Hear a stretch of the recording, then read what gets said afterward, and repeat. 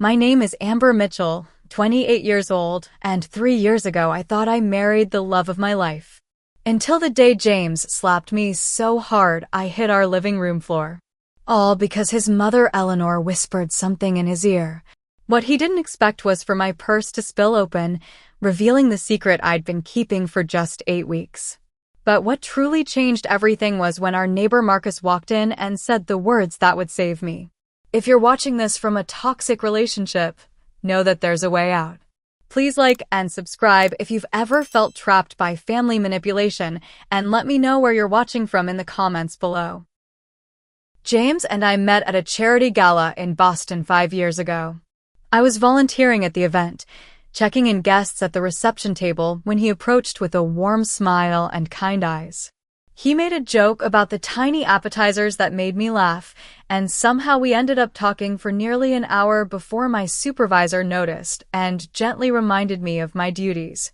I come from a middle-class family in Boston's suburbs. My dad worked as an accountant, my mom as a high school English teacher. They raised me with solid values, but also encouraged independence.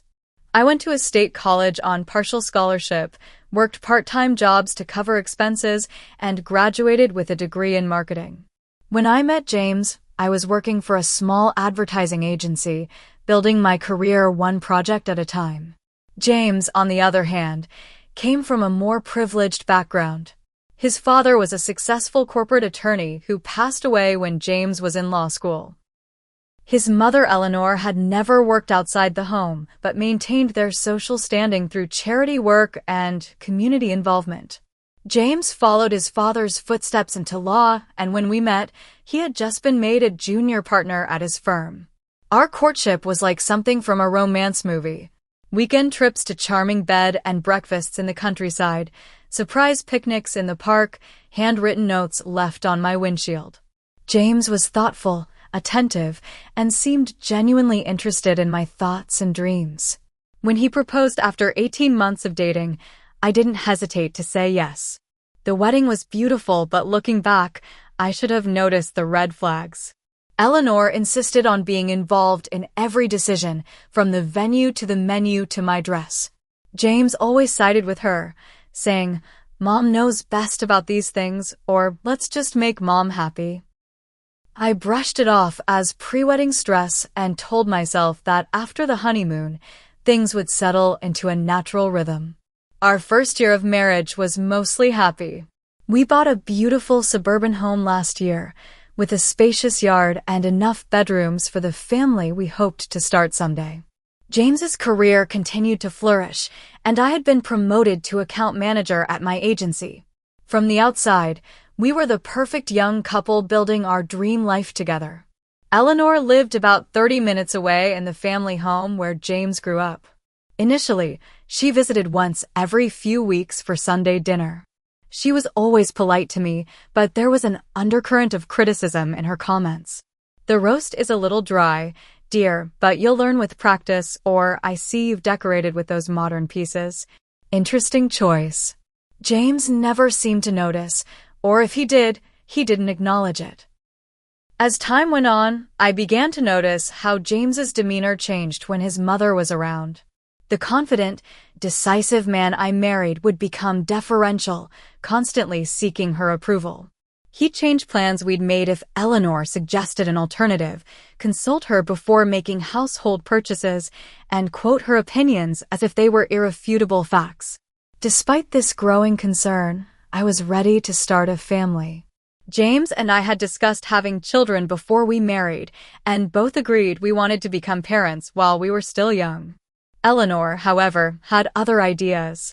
Whenever the subject came up in her presence, she would say things like, "James needs to focus on becoming a senior partner before taking on the responsibility of children," or "Modern couples are waiting until their mid-30s now, you know." After one such comment at a family gathering, I pulled James aside and asked why he didn't correct his mother about our plans.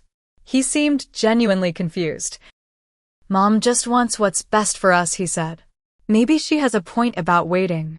That night, I lay awake beside my sleeping husband, realizing that we had never made a significant decision without Eleanor's implicit approval. Still, I loved James and believed in our marriage. So I suggested we compromise, stop using contraception, and see what happened naturally. James agreed, though he made me promise not to tell his mother we were trying. My best friend Stephanie had warned me about James's relationship with Eleanor from the beginning. "He's too attached to his mom's apron strings," she'd said after meeting them at our engagement party. I had defended him then, explaining that they'd grown closer after his father died. Now, I was starting to wonder if Stephanie had seen something I'd missed. As our second anniversary approached, I realized the perfect marriage I thought I had was largely a facade. But I still believed we could work through our issues. James was a good man at heart, and I was committed to our relationship. I just needed to find a way to establish healthier boundaries with Eleanor. Over the past 6 months, Eleanor's presence in our lives had increased dramatically. What started as weekly Sunday dinners somehow morphed into 3 or 4 visits per week. She'd drop by unannounced with groceries she thought we needed, or to deliver dry cleaning she'd picked up for James since it was on her way, it wasn't, or simply to check if we were eating properly. James never seemed bothered by these intrusions. In fact, he encouraged them, giving her a key to our home for emergencies without discussing it with me first. When I expressed discomfort about this, he looked at me as if I'd suggested something outrageous. "She's my mother, Amber," he said with an edge to his voice I'd rarely heard before. "She's only trying to help us." But help wasn't what it felt like to me. Eleanor had a talent for making me feel inadequate in my own home. She'd run her finger along a shelf and examine it for dust, rearrange the dishes I'd just put away because they fit better another way, or open our refrigerator and make disapproving noises at its contents. One Tuesday afternoon, I came home from work to find Eleanor in our kitchen, completely reorganizing our pantry. "Oh, Amber, you're home early," she said without looking up from her task. "I hope you don't mind. I couldn't find the sugar when I came to borrow some, so I thought I'd help you get things in order." I stood in the doorway, watching this woman dismantle the organization system I'd spent a weekend creating, feeling like a stranger in my own home. "Actually, Eleanor, I had a specific system. Everything was organized by frequency of use." She laughed lightly, as if I'd told a mildly amusing joke. "Dear, this is how I taught James a proper pantry should be arranged. Alphabetical is so much more sensible." Rather than argue, I retreated to our bedroom and called Stephanie. "She's marking her territory," Stephanie said bluntly. "Like a dog peeing on a fire hydrant." "That's a lovely image," I replied, though I couldn't deny the accuracy of her assessment. "Have you talked to James about how this makes you feel?" I had tried, multiple times. But James had a way of turning conversations about his mother into accusations about my sensitivity. "You know Mom doesn't mean anything by it," was his standard response. Or, "She's just trying to be helpful." And my personal favorite, "You're overreacting." The situation came to a head at a dinner party we hosted for James's colleagues from the law firm. I had spent days planning the menu, cleaning the house, and making sure everything would be perfect. Eleanor arrived 3 hours early, ostensibly to help, but proceeded to critique everything from my choice of wine to the placement of the napkins. By the time guests arrived, my confidence was shattered, but I put on a brave face. The evening seemed to be going well until Eleanor raised her glass during dinner and said, "I think we should acknowledge all the work James put into tonight. He even found time to select these lovely centerpieces, despite his busy schedule." I had chosen and arranged the centerpieces myself, a detail James knew perfectly well. I waited for him to correct his mother, to acknowledge my efforts, but he simply smiled and accepted the compliment. Later, when everyone had gone and I confronted him about it, James dismissed my feelings. "It's not a big deal, Amber. Mom was just trying to make me look good in front of my boss." At my expense, I pointed out. "Why does everything have to be a competition with you?" he snapped. "You're too sensitive. Mom goes out of her way to include you, and you're always looking for insults where there aren't any." I felt like I was losing my mind. Was I really being oversensitive? Was I imagining the subtle digs, the territorial behavior, the way Eleanor seemed to be systematically undermining my position in my own marriage? Around this time, I met our neighbor Marcus properly for the first time. He had moved in next door about 2 months earlier, a friendly, middle-aged high school teacher who lived alone with his golden retriever. We had exchanged waves and brief greetings, but never had a real conversation until the day he found me sitting on my front step, trying not to cry after another frustrating interaction with Eleanor. "Rough day?" he asked, walking his dog past my house. Something about his kind, concerned expression broke through my facade. "Just in-law issues," I admitted. He nodded sympathetically. "I've been there. My ex-wife's mother lived with us for 5 years. How did you survive?" I asked, only half joking. "Not well, obviously, since she's my ex-wife now," he said with a wry smile. But I learned a lot about family dynamics in the process. Over the next few weeks, Marcus became a friendly ear. Nothing inappropriate, just neighborly support. He would sometimes bring over extra tomatoes from his garden or offer to collect our mail when we were both working late. Once, he helped me jumpstart my car when the battery died. Small kindnesses that reminded me what normal, healthy interaction felt like. It was during this time that I missed my period. At first, I didn't think much of it. My cycle had always been somewhat irregular, especially during times of stress. But when a week passed, then 2, I picked up a pregnancy test on my way home from work. I took it the next morning while James was in the shower, and when those 2 pink lines appeared, I felt a confusing mix of joy and terror. Joy, because I had wanted this, wanted to start a family with the man I loved. Terror, because I knew, instinctively, that Eleanor would see my pregnancy as a threat to her control over James. And given how things had been going, I wasn't confident that James would choose me if forced to take sides. I decided to keep the news to myself for a few days, to find the right moment to tell James privately, before his mother could influence his reaction. I didn't know then how quickly my careful plans would unravel or how dramatically my life was about to change. The morning that changed everything started like any other. I woke up feeling slightly nauseous, which I now recognized as morning sickness. James had already left for an early meeting at the office, so I had the house to myself. I decided to take another pregnancy test, just to be absolutely certain before I told James the news. The second test confirmed what I already knew. I was pregnant, likely about 8 weeks along based on my calculations. I carefully wrapped the test in tissue and tucked it into my purse, planning to show it to James that evening during a private dinner. I had even bought a bottle of sparkling cider to celebrate with, since I couldn't drink champagne. I was in the middle of planning how to tell him when my phone rang. It was James. "Hey, I forgot to tell you, Mom's coming over for the weekend," he said without preamble. My heart sank. "The whole weekend? Starting when?"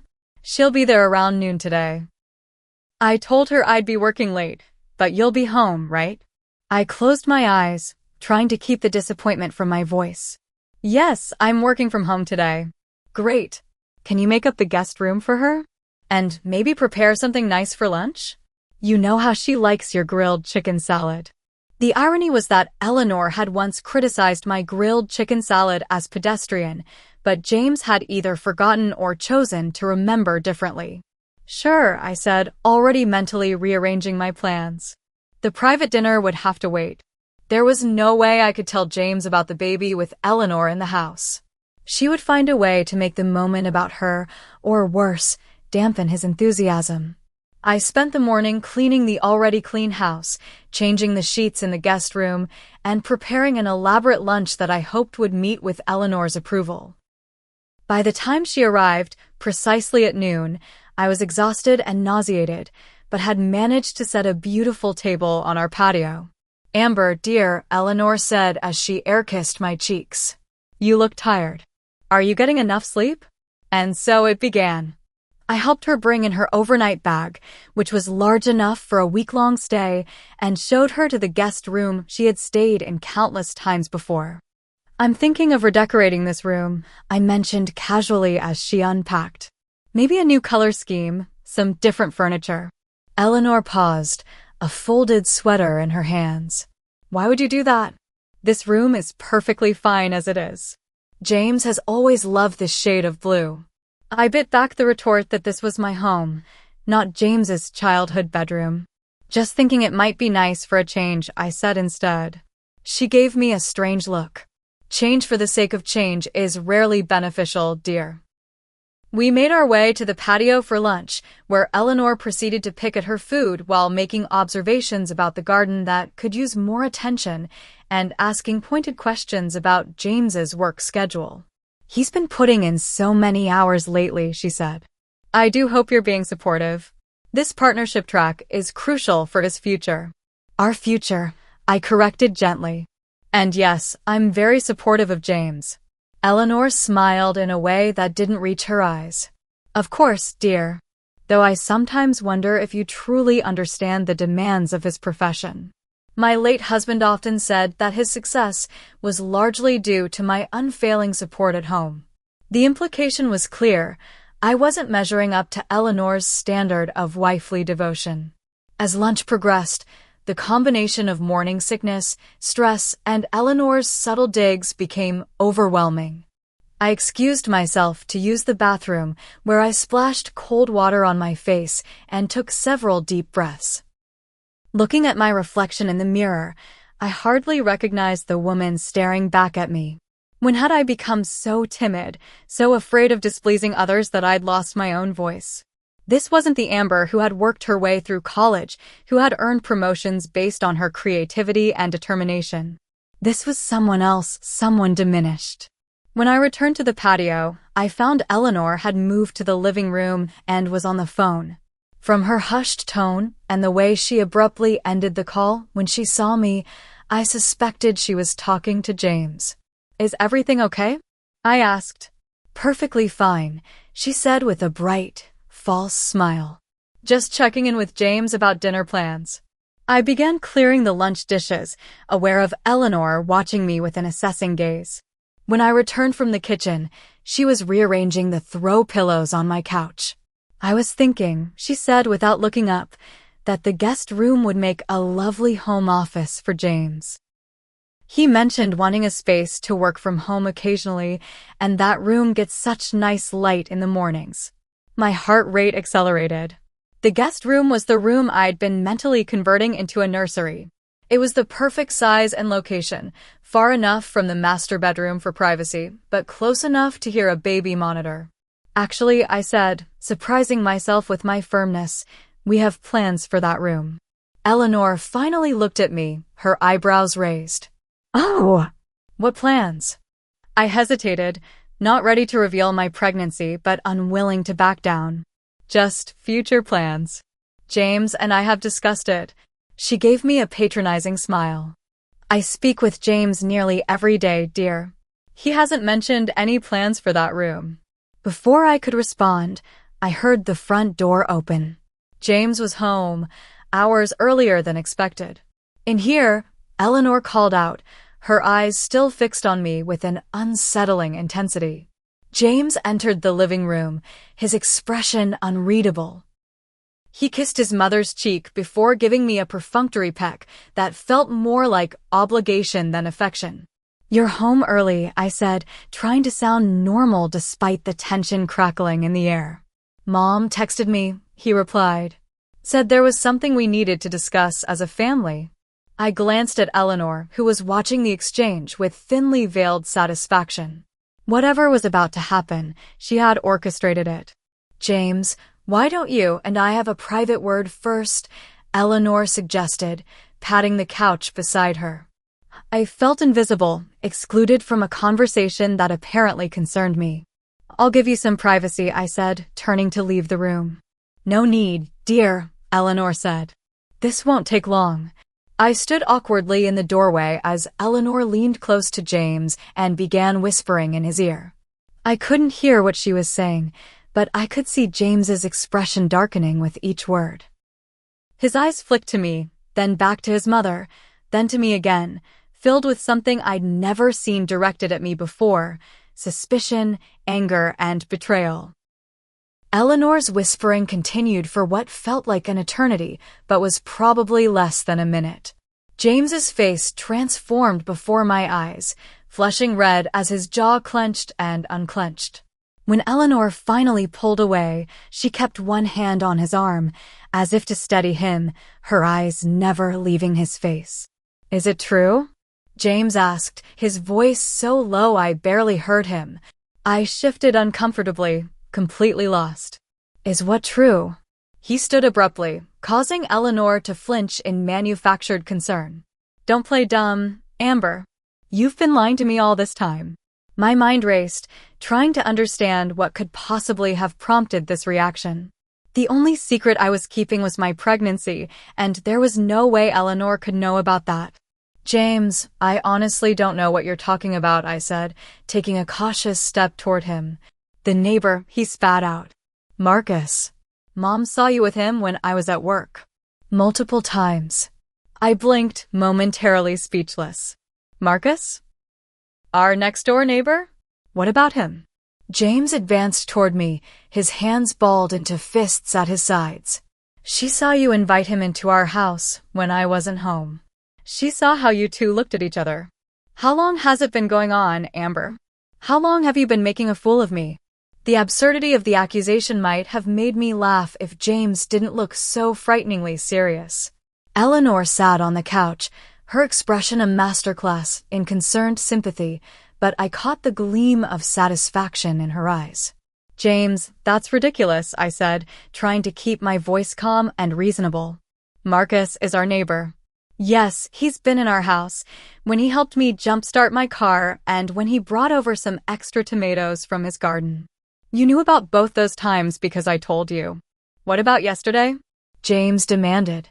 "Mom saw you sitting on the porch steps with him for over an hour." I tried to remember yesterday. Marcus had walked by with his dog while I was getting the mail. We'd exchanged maybe 2 minutes of pleasantries about the weather before he continued on his way. "That didn't happen," I said firmly. "Marcus walked by while I was checking the mail. We spoke for maybe 2 minutes. Are you calling my mother a liar?" James's voice rose dangerously. Eleanor placed a hand on her chest, the picture of wounded innocence. "I know what I saw, dear. Perhaps Amber's memory is selective." The insinuation hung in the air between us. I looked from Eleanor's smug face to James's angry one, realizing with a sickening clarity that this had been her plan all along. She had been sowing seeds of doubt, waiting for the right moment to suggest I was unfaithful. And James, who had been conditioned his entire life to trust his mother's word above all others, was primed to believe her. "This is insane," I said, desperation creeping into my voice. "I have never been unfaithful to you, James. Never. Marcus is just a neighbor, nothing more. Your mother is manipulating you. Can't you see that?" James's face contorted with rage. "How dare you accuse my mother of lying? After everything she's done for us, for you. What has she done for me except criticize and undermine me at every turn?" I shot back, my own anger finally breaking through. "She's been trying to come between us from day one, and you've been too blind to see it." Eleanor let out a small gasp, her hand flying to her mouth. "James, I never thought she harbored such resentment toward me. I've only ever tried to help. By spreading lies about me?" I challenged, turning to face her directly. "What possible reason would I have to cheat on James? I love him. We're trying to start a family together." The moment the words left my mouth, I knew I'd made a tactical error. Eleanor's eyes narrowed, and a flash of something dark and possessive crossed her face before she composed herself. "A family?" she repeated, her voice honey-sweet with poison at its center. "Is that what this is about? You're trying to trap my son." "Trap him?" I echoed incredulously. "We're married. We've talked about having children since before we were engaged." "James told me he wanted to wait," Eleanor said smoothly. "He wants to focus on his career right now. Isn't that right, James?" James looked conflicted for the first time since entering the room. "Well, yes, but Amber and I did discuss." So you admit you've been trying to get pregnant against his wishes? Eleanor interrupted, seizing on the momentary hesitation. Is that why you've been so secretive lately? Or is there more to it than that? The implication was clear. She was suggesting that if I was pregnant, the baby might not be James's. The accusation was so outrageous, so deeply hurtful that I couldn't form words for a moment. James was looking at me with renewed suspicion. Is that true? Have you been trying to get pregnant behind my back? Not behind your back, I managed to say. We agreed to stop using contraception and see what happened naturally. That was a mutual decision, James. You were there for the conversation. But you didn't tell me if it happened, he countered. Have you been keeping secrets from me, Amber? I felt cornered, trapped in a no-win situation. If I admitted I was pregnant now, in this hostile atmosphere with Eleanor's poisonous influence, it would forever taint what should have been a joyful revelation. If I denied it, I would be lying, which would only make things worse when the truth inevitably came out. I think your silence speaks volumes, Eleanor said into the tense quiet. Something in me snapped. Years of swallowing my feelings, of making excuses for James's blind spot where his mother was concerned, of trying to earn the approval of a woman who had decided to hate me from the start, all came rushing to the surface. You know what, Eleanor? I'm done. I'm done trying to please you. I'm done pretending we have a relationship. I'm done watching you manipulate my husband and poison our marriage. This is between James and me, and you need to back off. Eleanor recoiled as if I'd slapped her, eyes wide with manufactured shock. James, are you going to let her speak to me this way? James's face was a storm of conflicting emotions. For one hopeful moment, I thought he might finally see through his mother's manipulations. Then his expression hardened, and he turned to me with cold fury in his eyes. Apologize to my mother, he demanded. No, I said quietly. I won't apologize for telling the truth. Everything happened so quickly after that. James moved toward me, his face contorted with a rage I'd never seen before. Eleanor's whispered poison had done its work too well. I saw his hand rise, registered the intent in his eyes a split second before it happened. The slap caught me across the cheek with such force that I lost my balance, stumbling backward until I hit the floor. My purse, which had been hanging on my shoulder, flew off and hit the hardwood with a thud, its contents spilling across the polished surface. The shock of what had just happened froze all three of us in place. James stood over me, his raised hand still suspended in air, horror dawning on his face as the reality of what he'd done began to sink in. Eleanor remained on the couch, her initial satisfaction giving way to panic as she realized things had gone further than she intended. And there, rolling across the floor between us like a silent accusation, was the pregnancy test with its two unmistakable pink lines. James's eyes followed the small plastic stick as it came to rest near his feet. He bent down slowly, picking it up with trembling fingers. Recognition, shock, and shame washed over his face in rapid succession. Amber, he whispered, all anger gone from his voice. You're pregnant. Before I could answer, the doorbell rang, the cheerful chime surreally at odds with the scene in our living room. None of us moved to answer it. The bell rang again, followed by a knock. Amber? James? It's Marcus. You guys okay in there? I thought I heard a commotion. Eleanor sprang into action, smoothing her skirt and moving toward the door. I'll handle this. But she was too late. The door opened and Marcus stepped into the entryway. He'd been over enough times to feel comfortable letting himself in when invited, and James had mentioned earlier in the week that he wanted to borrow Marcus's pressure washer for the weekend. Marcus took in the scene before him, me on the floor with a reddening cheek, James standing over me with the pregnancy test in his hand, Eleanor frozen halfway to the door. His eyes narrowed as understanding dawned. I saw everything through the window, he said, his voice calm but firm. I've already called the police. The room fell into stunned silence at Marcus's words. James paled visibly, the pregnancy test still clutched in his hand as the full implications of what had just happened and what was about to happen sank in. Eleanor was the first to recover, her instinct for self-preservation kicking in as she rushed to damage control. "There's been a misunderstanding," she said, her voice honey-sweet as she approached Marcus.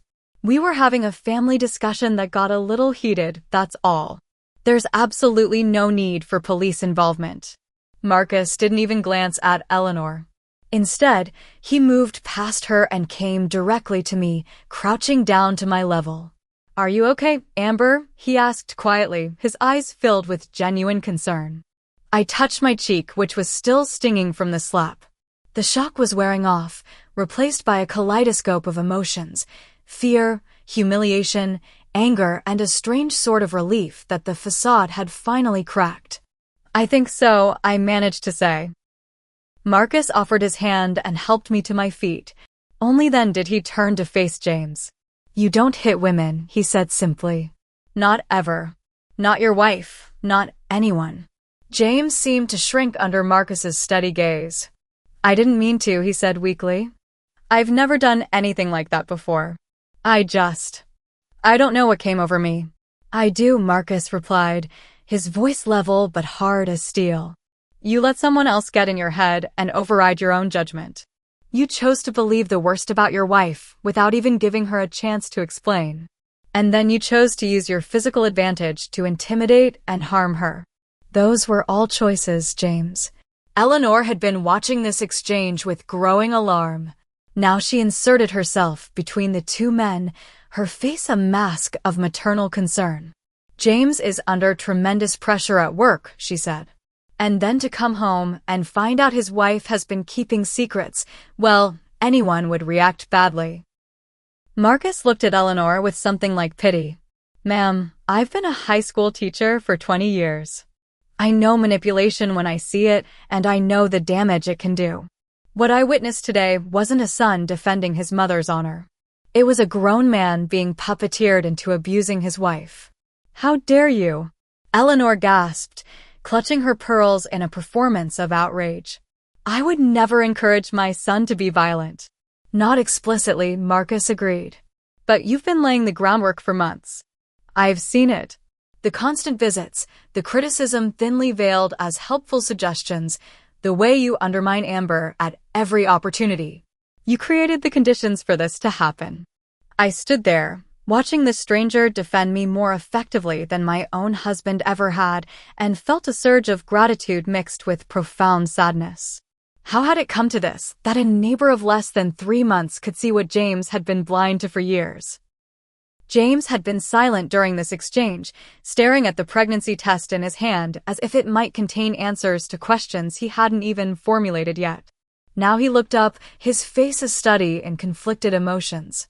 "Amber, I'm so sorry," he said, taking a step toward me. "I don't know what happened. I would never intentionally hurt you. You know that, right?" The desperation in his voice might have moved me on any other day. But standing there with my cheek still stinging, the contents of my purse scattered across the floor like the pieces of my broken marriage, I couldn't find the familiar impulse to smooth things over, to make excuses for him. "Don't," I said quietly, taking a step back. "Just don't, James." The sound of sirens in the distance punctured the tense atmosphere. Eleanor's eyes widened in genuine fear. "James, this could affect your career," she said urgently. "We need to clear this up before the police arrive." Always the career, I thought bitterly. Never the marriage, never the family we were trying to build. Just the precious career and the status it brought. James seemed torn, looking from his mother to me to Marcus, who still stood protectively at my side. "What's going to happen?" he asked, his voice small, like a child's. "The police will take statements from everyone," Marcus explained calmly. "They'll document Amber's injury. Then they'll decide whether to make an arrest based on what they find." "Arrest?" Eleanor repeated, aghast. "For a family disagreement? This is ridiculous. Amber, tell them you don't want to press charges. Tell them it was all a misunderstanding." The manipulation was so transparent now that I could almost see the strings she was trying to pull. But they no longer reached me. Something had broken free inside me the moment James's hand connected with my face, some invisible tether that had kept me bound to this dysfunctional dynamic.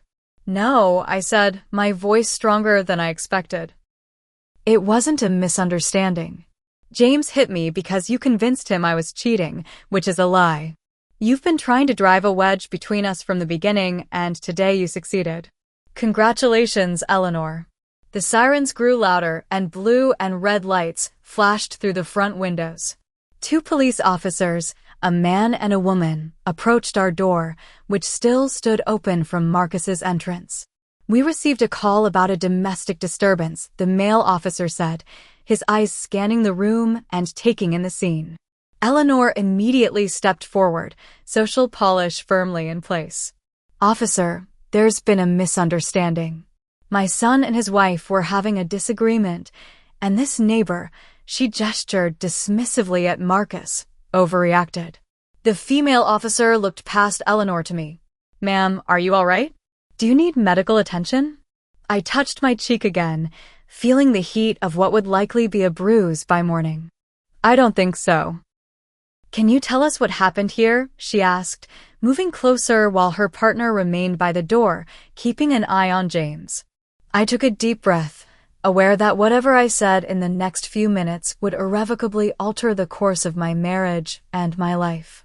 Eleanor was watching me with warning in her eyes, silently commanding me to minimize what had happened. James looked shell-shocked, still holding the pregnancy test like it was both precious and dangerous. "My husband slapped me," I said simply. "Hard enough to knock me to the floor. It was after his mother told him I was having an affair with our neighbor, which isn't true." The officer nodded, making notes. "Had this happened before? The physical violence?" "No, never. But the accusations and manipulation from my mother-in-law have been ongoing for years." "That's a lie," Eleanor interjected. "I have only ever wanted what's best for my son and his marriage. Amber has been increasingly paranoid and hostile toward me for months." The male officer stepped forward. "Ma'am, please let us conduct our interview. You'll have a chance to give your statement." While the female officer continued speaking with me, her partner approached James. "Sir, I need you to step outside with me." "Am I being arrested?" James asked, his voice barely audible. "We're just going to talk for now," the officer replied non-committally. As James was led outside, still clutching the pregnancy test, Eleanor's composed facade began to crack. "This is outrageous," she said, her voice rising. "My son is a respected attorney. Do you have any idea what an arrest would do to his reputation? His career?" "Mrs. Mitchell," the female officer said firmly, "I understand you're concerned for your son, but right now our priority is ensuring everyone's safety and getting accurate statements about what occurred." Marcus, who had been a quiet, steady presence throughout, finally spoke up.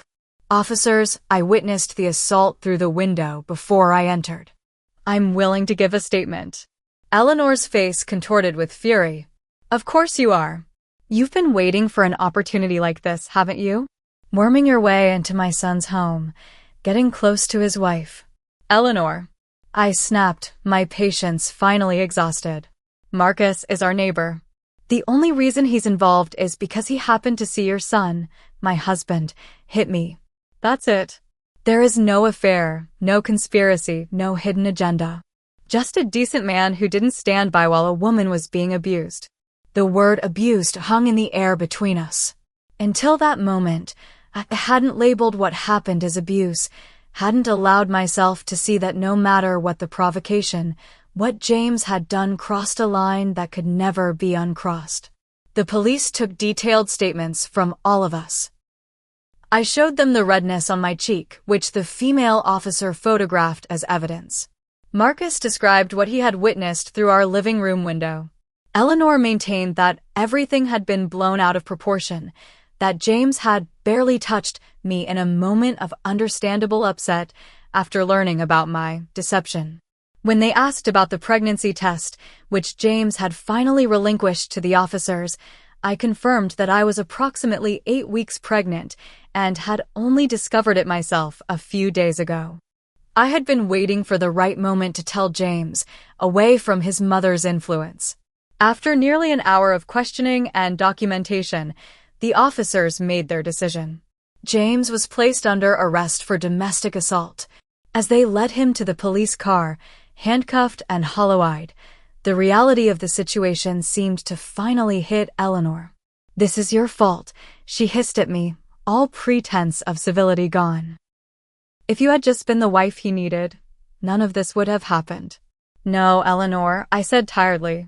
"This is what happens when you spend years manipulating your son into believing his wife is the enemy. This is what happens when you refuse to cut the apron strings and let him be a husband first and a son second. You didn't slap me, but your hands might as well have been guiding his." The police car drove away with James in the back seat, and Eleanor stormed out shortly after, promising to call her attorney friend immediately. Marcus offered to stay until I felt safe, but I assured him I would be okay on my own. I needed space to process everything that had happened. As I closed the door behind him, I looked around at the home James and I had built together. Just that morning, it had represented our future, the place where we would raise our child. Now it felt like the scene of a crime, a beautiful facade hiding years of slow-growing dysfunction. I placed a hand on my still flat stomach, thinking of the tiny life growing inside me, blissfully unaware of the chaos surrounding its existence. Whatever happened next, whatever decisions I made about my marriage and my future, I knew one thing for certain. I would not allow my child to grow up in a home where manipulation and control were normalized, where violence was excused, where one person's needs and feelings always took precedence over another's. For the first time in years, I felt completely clear about who I was and what I deserved. It was a painful clarity, born of trauma and disillusionment, but it was clarity nonetheless. The days following James's arrest passed in a blur of practical decisions and emotional upheaval. I spent the first night alone in our house, jumping at every creak and shadow before calling Stephanie the next morning. She arrived within an hour, suitcase in hand, insisting on staying with me until things stabilized. "I'm not saying I told you so," she said as she made us both tea in my kitchen, "but I've been worried about this situation for years." "You can say it," I replied, attempting a smile that didn't quite reach my eyes. "You saw what I couldn't." Or wouldn't. James was released on bail the following day with conditions that included no contact with me except through attorneys. Eleanor immediately took him to her house, from where a campaign of calls, texts, and emails began, all aimed at persuading me to drop the charges. "James is devastated," read one of Eleanor's texts. "This one mistake shouldn't ruin his entire life. Think of your baby." I was thinking of my baby. That was precisely why I couldn't simply sweep what happened under the rug and pretend everything was normal. 3 days after the incident, James's attorney reached out to arrange for him to collect some personal belongings from the house. I agreed, but requested that a neutral third party be present. To my surprise, the attorney suggested Marcus, since he was already familiar with the situation and lived nearby. "Are you comfortable with that?" Stephanie asked when I told her. "More comfortable than with anyone from James's firm or Eleanor's social circle," I admitted. So, it was that a week after the slap that changed everything. James entered our home under Marcus's watchful eye to pack a suitcase of clothes and toiletries. He looked awful, with dark circles under his eyes and a defeated slump to his shoulders that would have triggered my caretaking instincts just days earlier. Now, I observed him with a strange detachment, as if watching a scene from someone else's life. "Can we talk?" he asked quietly when he'd finished packing. "Just for a minute." I glanced at Marcus, who nodded. "I'll wait on the porch," he said. "Just call if you need me." When we were alone, James sat heavily on the edge of our bed, the suitcase at his feet. "I am so sorry, Amber," he said, his voice breaking. "I've replayed that moment 1,000 times in my head, and I still can't believe I did that to you. To anyone, but especially to you. I stood by the dresser, maintaining a safe distance. I couldn't believe it either, I said. But it happened, James. You hit me hard enough to knock me down while I was carrying your child. He flinched at my words. I didn't know about the baby. Would it have made a difference? I asked. If my purse hadn't spilled open, if you hadn't seen the test, would you have stopped at one slap? Or would Eleanor's poison have convinced you I deserved more? James looked up, his eyes red-rimmed. It wasn't like that. Mom just told me she'd seen you with Marcus multiple times when I wasn't home. She said you seemed secretive, that you changed the subject whenever she mentioned him. She thought I should know that something might be going on. And you believed her, I said flatly. Without question. Without giving me the benefit of the doubt. Without remembering that in 3 years of marriage, I've never given you any reason to doubt my faithfulness. I know, he whispered. I don't have any excuse. But you have to believe me, Amber, I've never been violent before. I was raised better than that. I let out a humorless laugh. Were you? Your mother raised you to see women as either Madonna or whore. She raised you to believe that her word is gospel and everyone else's is suspect. She raised you to think that your career matters more than your marriage. So no, James, I don't think you were raised better than that. I think you were raised exactly to become the man who would slap his wife for defying his mother. My words hit him like physical blows, each one causing him to shrink further into himself. In that moment, I felt a strange mix of vindication and sadness. This broken man sitting on our bed was still the person I had loved for years, still the father of my unborn child. But he was also someone who had crossed a line I had never imagined he would cross. The police found my phone, he said after a long silence. The one Mom said she saw you texting Marcus from. She'd been going through it without my knowledge. I wasn't surprised, but the confirmation of Eleanor's invasion of privacy still stung. What did she find? Text messages between you and Marcus about a surprise birthday party for me, James admitted, the shame evident in his voice. That's what you were being secretive about. You were planning a party for my 30th birthday. The irony was almost too much. The surprise party had been my idea, but I'd needed help with some of the logistics since many of the guests would be James's colleagues whom I didn't know well. Marcus had offered to help with setting up in our backyard on the day of the party, and we'd exchanged a few entirely innocent texts about it. She knew, I said, realization dawning. She saw those texts and knew exactly what they were about, but she twisted them into something sinister because it served her purpose. James nodded miserably. The detective showed me the thread. There was nothing inappropriate in any of it. Just plans for my party. Mom lied to me deliberately to make me suspicious of you. And it worked, I said. Because you've always trusted her judgment over mine. Over your own, even. I'm seeing a therapist, he said abruptly. Twice a week. It was a condition of my bail, but I would have done it anyway. I need to understand why I let things get to this point, why I never stood up to her. I nodded, acknowledging the step, but not ready to applaud it. That's good. It's necessary. I want to make this right, Amber, he said, desperation creeping into his voice. I want to be a father to our baby. I want to be the husband you deserve. Part of me, a part one wasn't proud of, wanted to comfort him, to say we could work through this together. But the stronger, wiser part knew that some bridges, once burned, can't be rebuilt the same way.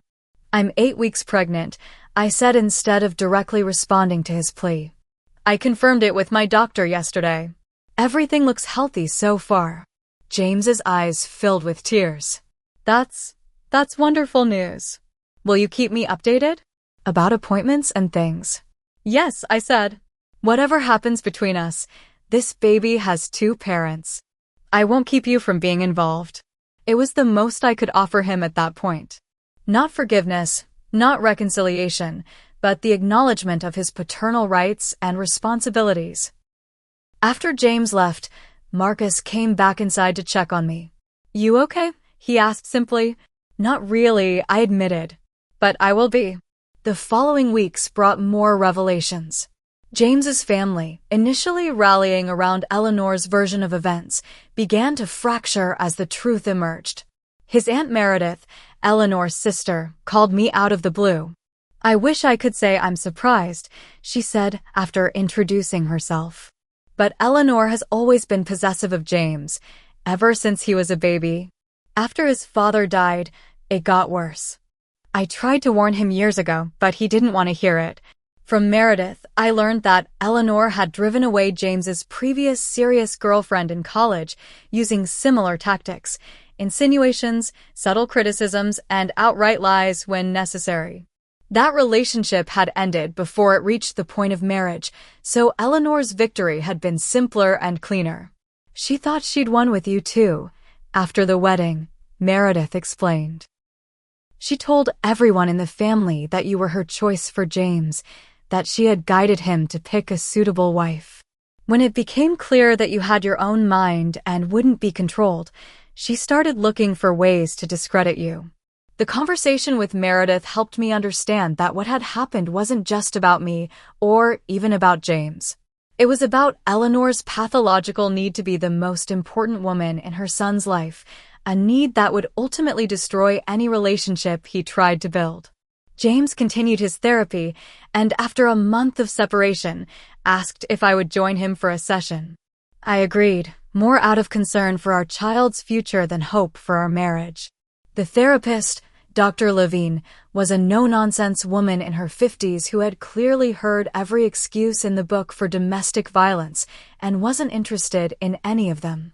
"James has been doing some difficult work here," she told me during that first joint session.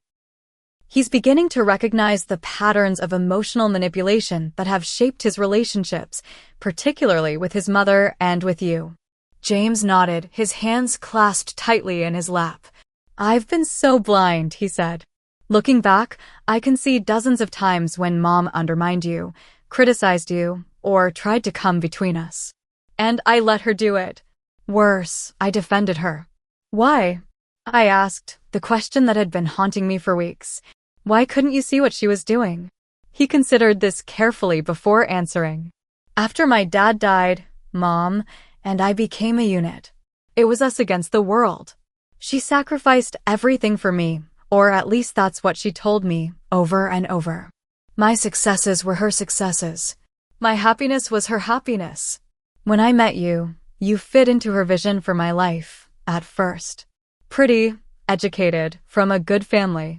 But once we were married, it became clear that you expected to be my priority, not her. And that threatened the dynamic we'd had for 15 years. It wasn't a complete answer, but it was honest, and it helped me understand how we had ended up where we were. The session ended with no promises or resolutions, just a better understanding of the broken foundation our marriage had been built upon. As my pregnancy progressed into the second trimester, James and I established a cautious co-parenting relationship. The criminal case against him was ongoing, with a plea deal being negotiated that would likely include probation, community service, and continued counseling. I had a restraining order against Eleanor, who had attempted to confront me at my office and had sent several disturbing emails about taking care of my grandchild the right way. Stephanie remained my rock throughout this period, staying with me until I felt safe alone again, accompanying me to doctor's appointments, and never once saying, "I told you so," though she had every right to. Marcus kept a respectful distance, but remained a friendly presence, waving when we saw each other and occasionally leaving homegrown vegetables on my porch with simple notes like, "Extra zucchini today, enjoy." For months after the incident, I met James for coffee at a neutral location to discuss the future. He looked healthier than the last time I'd seen him, more centered and calm. "I'm moving out of Mom's house," he told me. "I found an apartment closer to work. And I've set boundaries with her. She's not allowed to discuss you or the baby, and if she violates that boundary, I leave immediately." "How's that going?" I asked, genuinely curious. "It's been challenging," he admitted with a wry smile. "She's used every tactic in her arsenal. Guilt, tears, health scares, you name it. But I'm holding firm. Dr. Levine says it's like detoxing from an addiction. There are withdrawal symptoms. I nodded, taking a sip of my decaf latte. I'm glad you're making progress. I am, he said. But I know it doesn't change what happened. I know I broke something sacred between us, and maybe it can never be repaired. I just want you to know that I'm committed to being the best father I can be, and to never, ever being the man who hurt you again. As I looked at him across the table, I felt a complex mix of emotions, residual fear and anger, yes, but also a glimmer of respect for the difficult work he was doing. I didn't know if I could ever trust him as a husband again, but perhaps, in time, I could trust him as a co-parent and as a man committed to change. One day at a time, I said, echoing a phrase Dr. Levine often used in our joint sessions. That's all any of us can do. James nodded, understanding the message behind my words. I wasn't ready to make any definitive decisions about our marriage, but I wasn't closing the door entirely either. For now, that would have to be enough for both of us. 6 months after the day that changed everything, I stood in the nursery of my new apartment, putting the finishing touches on the pale yellow walls. At 28 weeks pregnant, my belly now protruded proudly, a physical reminder of the new life that would soon join the one I was rebuilding for myself. I had found the 2-bedroom apartment in a quiet complex about 15 minutes from my old neighborhood. It was smaller than the house James and I had shared, but it was mine, a space free from the memories and tensions that had permeated our marital home. James had agreed to buy out my portion of the house, which had given me the financial cushion to make this fresh start. As I arranged stuffed animals in the crib, I heard a knock at the door. It was Stephanie, carrying a houseplant and a bag of takeout. Thought you might be hungry after all that nesting, she said, setting the food on my small dining table. How are you feeling today? I smiled, genuinely happy to see my friend who had been such a constant support. Good days and bad days, you know? But today is definitely on the good end of the spectrum. We settled in to eat, and Stephanie updated me on her own life, the promotion she'd received at work, the new guy she'd started dating. It felt wonderfully normal, a reminder that life continued to unfold even after traumatic ruptures. Have you heard from Eleanor? She asked cautiously, knowing it was a sensitive subject. I shook my head. Not directly. The restraining order helps. But James says she's still pushing to be involved with the baby when it arrives. And how do you feel about that? I considered the question carefully. I'm not opposed to her having a relationship with her grandchild, eventually. But there would have to be very clear boundaries, and I'm not convinced she's capable of respecting them. James and I had been working with a family therapist to establish a co-parenting framework that would prioritize our child's well-being. He continued his individual therapy as well, delving deeper into the patterns that had allowed his mother's manipulation to flourish. The criminal case had concluded with James accepting a plea deal, 1-year probation, mandatory counseling, and community service teaching legal workshops at a women's shelter. It was a fair outcome that acknowledged the seriousness of what he'd done while also recognizing his lack of prior offenses and commitment to rehabilitation. Eleanor had not fared as well in the court of family opinion. When the full story emerged, including her deliberate misrepresentation of my texts with Marcus, many of James's relatives had distanced themselves from her. His Aunt Meredith had been particularly vocal, revealing years of Eleanor's manipulative behavior that had previously gone unchallenged. She's always needed to be the center of James's world, Meredith had told me during one of our increasingly regular phone calls. When my sister realized she couldn't control you the way she controlled him, you became the enemy. It's not personal, though it feels that way. She would have done the same to any woman he truly loved. Those words had been oddly comforting, helping me understand that Eleanor's behavior wasn't a reflection of my worth as a wife or person, but rather a manifestation of her own deep-seated issues. Marcus remained a friendly presence in my life, though our interactions were casual and neighborly. He had testified at the preliminary hearing about what he witnessed that day, his clear, factual account leaving no room for Eleanor's attempts to minimize or reframe what happened. James had eventually thanked him for intervening, acknowledging that without Marcus's actions, the situation might have escalated further. As my due date approached, I found myself reflecting on the journey of the past 6 months. The woman I had been before James slapped me, the woman who had slowly diminished herself to keep peace in her marriage, felt like a stranger now. In her place was someone stronger, more self-assured, unwilling to compromise on respect and safety. I had joined a support group for women who had experienced domestic violence, initially reluctant to include myself in that category. It was just one time, I had said during my first meeting, and he's not a monster. He's getting help. The group facilitator, a survivor herself, had gently challenged me. It's not about how many times it happened or whether he's getting help now. It's about acknowledging that it did happen and that you deserve better. Those words had been a turning point in my healing process. I had spent so much energy making excuses for James, minimizing Eleanor's role in our dysfunction, blaming myself for not being strong enough to withstand the pressure. Learning to place responsibility where it belonged, not to absolve myself of all accountability, but to recognize the harmful dynamics at play, had been liberating. 2 weeks before my due date, James invited me to dinner to discuss final arrangements for the baby's arrival. We met at a quiet restaurant, and for the first time in months, the conversation flowed easily between us, focused on practical matters, but tinged with the excitement of impending parenthood. "I want you to know," James said as we were finishing dessert, "that I understand if you decide to file for divorce." I wouldn't contest it. The directness of his statement took me by surprise. We had been navigating our separation without formally addressing its permanence, focusing instead on the more immediate concerns of co-parenting. "I haven't made a decision about that yet," I replied honestly. "Right now, I'm focused on bringing this baby into the world and creating a stable environment. The legal status of our relationship seems secondary to that." James nodded, relief evident in his expression. "I understand. And I want you to know that regardless of what you decide, I'm committed to being the best father I can be and to continuing the work I've been doing in therapy. The man who hurt you isn't who I want to be, for our child or for myself." Looking at him across the table, I could see genuine change in his eyes.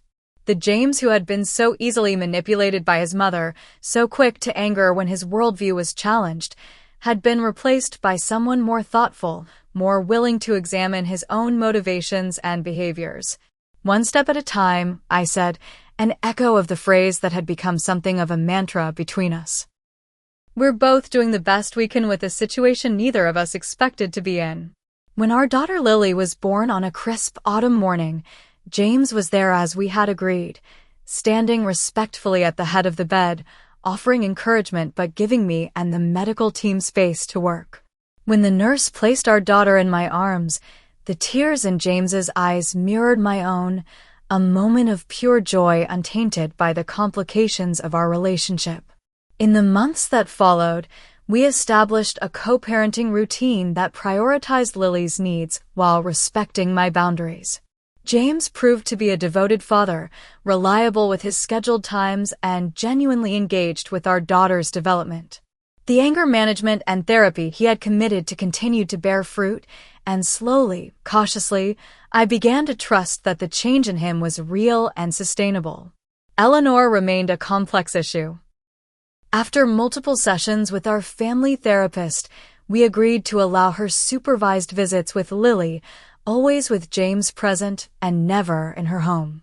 These carefully controlled interactions were successful enough that, by the time Lily was 6 months old, Eleanor had begun her own therapy, reluctantly acknowledging that her behavior had nearly cost her a relationship with her only grandchild.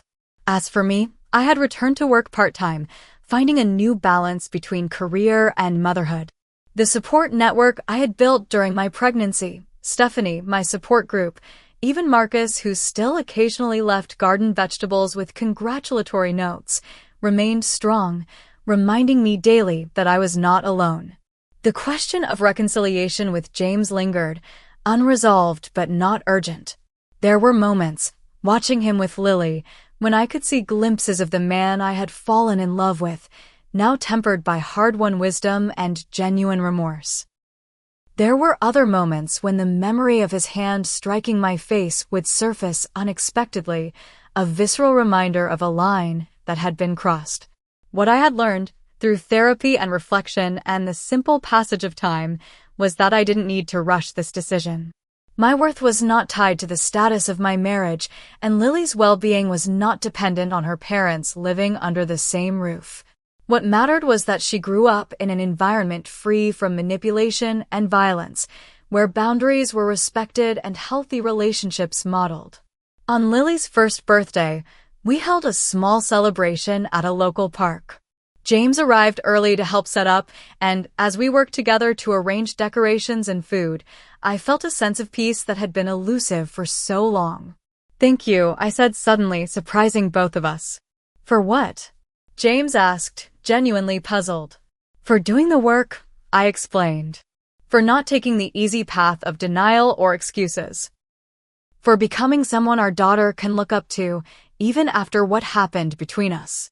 James was quiet for a moment, emotion evident in his eyes. "I should be thanking you," he finally said.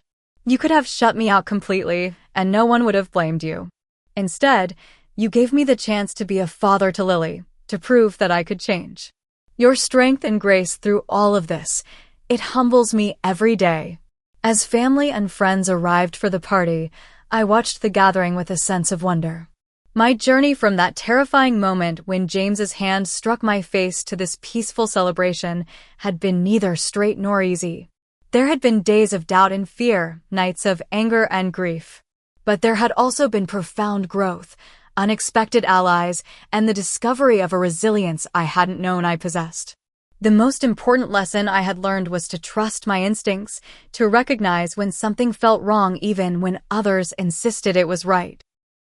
Eleanor's manipulations had flourished in an environment where her word was never questioned, where the appearance of family harmony was prioritized over authentic relationship. By breaking that pattern, by insisting on truth and accountability even when it was painful, I had created the possibility of genuine healing for all of us, especially Lily. As I watched my daughter's face light up with delight at her first taste of birthday cake, surrounded by people who truly cared for her well-being, I knew that regardless of what the future held for James and me as a couple, we had already succeeded in the most important task, creating a foundation of respect, honesty, and love upon which our child could build her life. So, if you're watching this and you recognize any part of my story in your own experience, please know that you're not alone. Trust your instincts when something doesn't feel right, and don't be afraid to seek help. The path forward may not be clear at first, but with each step you take towards self-respect and safety, the way becomes a little brighter. I'd love to hear in the comments if any part of this story resonated with you, or if you have your own experience of recognizing and breaking free from manipulation. Please like and subscribe if you found value in my journey, and share this video with anyone who might need to hear that there is life, beautiful, authentic life, after betrayal. Thank you for listening, and remember, your worth is not determined by how others treat you, but by how you choose to respond.